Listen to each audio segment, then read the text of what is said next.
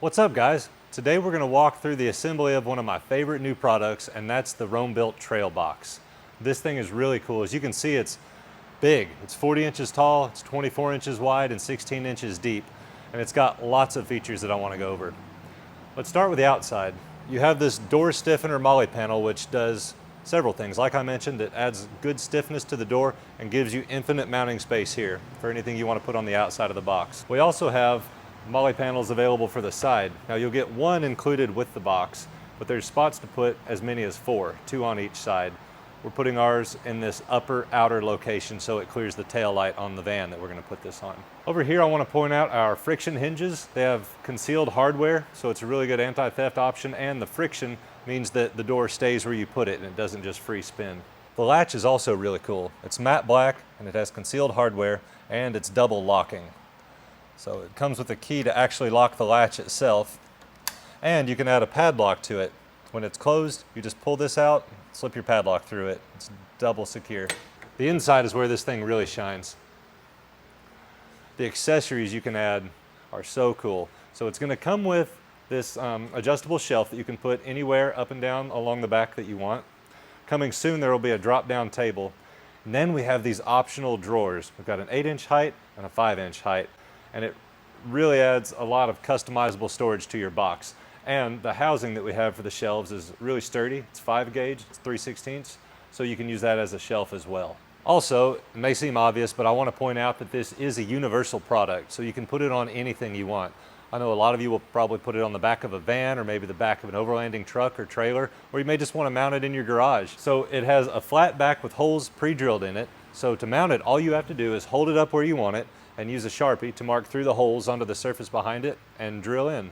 And if you don't like where our holes are cut, feel free to grab a drill bit and drill your own. It's aluminum, so it's nice and easy to drill.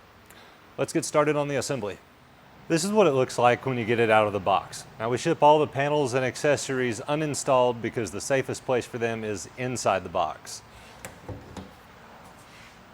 So you'll get it like this with all the panels and accessories and hardware in here. Let's open it up. All of these boxes, each one will come with the door stiffener MOLLE panel, the side MOLLE panel, pre-drilled for roto packs, and an adjustable shelf. Now we're also going to be installing this optional 8-inch drawer, and these come in an 8-inch height and a 5-inch height. We'll go more in detail on that in a minute. Before you get too far along, you need to know which orientation you want your box. It's reversible, meaning you can install it opening to the left or opening to the right. So in our example, we're going to install it with the door opening towards the driver's side. And that will matter when you put on your side panels. Now there's holes for up to 4 of these side panels, 2 per side if you want. Because of tail lights, you'll typically only install these on one side, and we recommend installing it on the upper outer, because typically on an install the tail light will be somewhere in this area. So that's where we're going to put this one. The door panel just goes on the door.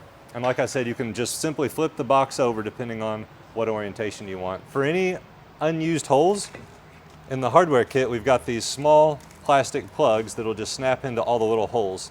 And you'll also notice there's a bigger plug, about 1 inch, and that's because some people want this box sealed and some may want it to drain. So if you want it to drain, we include this drain plug. You just pick the proper hole saw. It's aluminum, so it's easy to drill. It's super easy. Just pick where you want your hole, drill it, and pop in the drain plug. Another quick note about the hardware. So when you open the bag, it's kind of divided into sub bags. So the longest bolts that are just loose in the main bag, those are your box mounting hardware. Now this is a universal product, so you can mount this on anything you want. So for that reason, we don't have what you would consider an actual installation video, but the box, it's flat on the back, it's got pre-drilled holes. All you need to do is hold it up where you want it, mark through the holes, and then drill those holes in your accessory panel. Or if you don't like where the holes are in the box, feel free to drill right through the box and make your own holes. So the rest of the hardware, you have basically an assembly bag, and you'll use these bolts to put any accessories on the side. You've got some slightly shorter bolts that are going to be just right for this side panel, and there's 4 bolts in here and 4 holes to put this panel on with. And then these little stainless carriage bolts are going to be for the shelf. And we already talked about the plugs. Starting with the door panel, I'm going to take the bolts, just kind of push them through their holes, and then I'm going to use that as a way to hang this door panel in place I'm actually going to go ahead and put all 5 in. You'll notice these bonded washers, or sealing washers, because they seal the water out, they've got a soft rubber side and then a metal side. You want the soft rubber side to go against the door on the inside so it holds the water outside where it belongs. We're just going to do that on all 5. Same thing on these side panels. These are a little bit trickier to get started, but once they're started, it's easy enough to get the tool to it through that little access hole.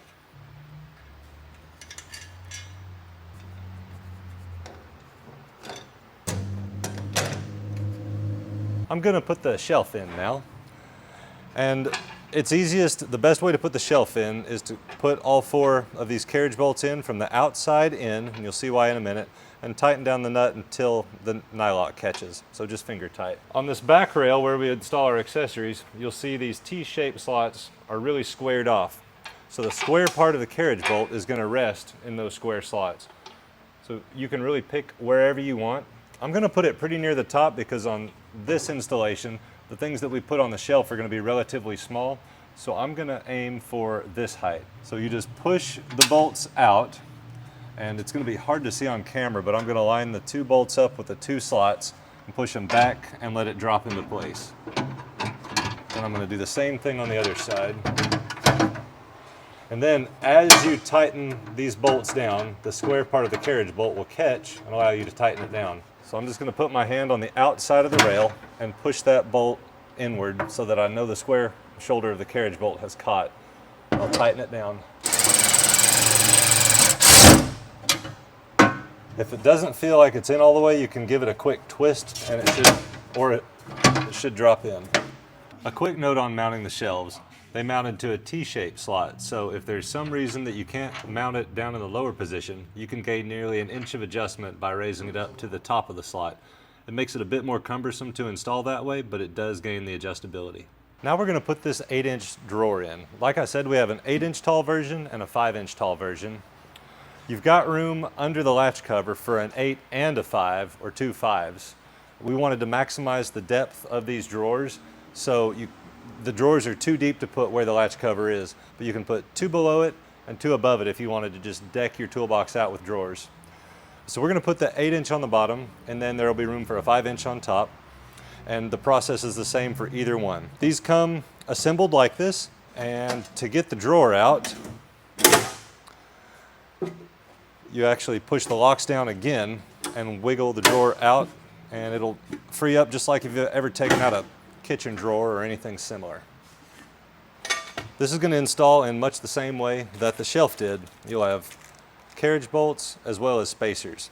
The reason for the spacers is that this drawer isn't quite as wide as the shelf is, and that's because we needed a little bit of clearance to slide the drawer out past the box. So these spacers will go in between. Grab the carriage bolt and the spacer, and just like with the shelf, we're going to leave it loose. So I'm going to thread the nut on the inside just until the nylock catches. The same thing on the other 3. The actual up-close installation is going to be really hard to see on camera, so I'll just show you here. But once you get it in the box, push the spacer over to the drawer housing and leave the bolt out as far as possible, because it's going to mount in the area between the spacer and the shoulder of the bolt. But to put this in, and as you'll see it's a very tight fit, we're going to push it in all the way. Pop one side in, and then the other side is just barely going to fit past the door opening. Now I want this to be pretty low, so I'm actually going to put it in the lowest of the notches, which in our case will be this for the upper and then 2 notches down for the lower. So I'm going to do kind of one corner at a time.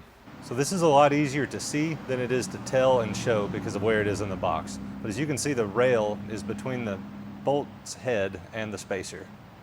We're going to do that for the other 3 real quick. Just like before, I'm going to put my hand on the outside of the carriage bolt to make sure it's popped in all the way and that the square part is seated in the square notch. And just grab your 7/16 socket and snug it down.